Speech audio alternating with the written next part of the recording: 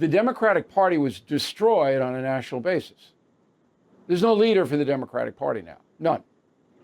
So my question to you is, how fast can they rebuild for the next election 4 years away? Yeah, I think they have to lose the midterms, and because they haven't got the message yet. They keep saying it was the messaging that they didn't present their case well enough. It wasn't. Every one of the issues that Donald Trump ran on polled even higher than Donald Trump did. The border, the economy, crime, overseas deterrence, the trans issues, the DEI woke issues.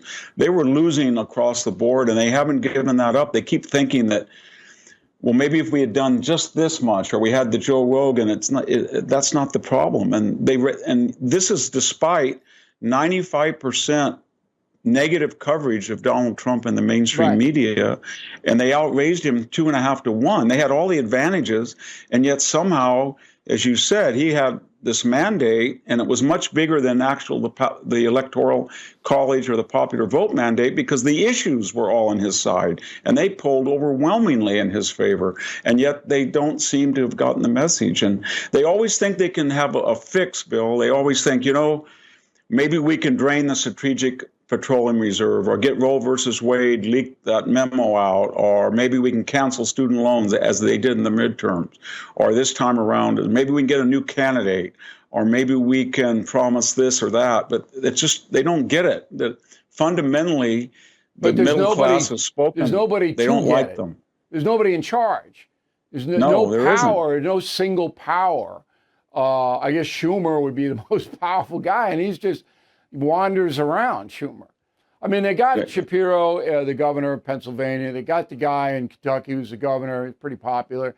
They got some moderate Democrats that they can parade on out there, but they are not progressives. And the progressives, the Soros money, the Hollywood money, Katzenberg, these people, they still control the party because they have all the money. No, they do. But you got to remember, who were the people who got rid of Joe Biden? They weren't, as you say, they weren't politicians. Basically, they were the Obamas and the donor class. And Nancy Pelosi came in. So they represented, as you said, the progressive party who the people don't want anymore. And they have a lot of power because they had Hollywood, the Clooneys and the money, the Soroses, the Silicon Valley money, and then they had Pelosi and the Obamas pulling the strings. But what the price they paid for that is they haven't developed candidates of the Bill Clinton type that can appeal to people. But it took them from McGovern to Bill Clinton.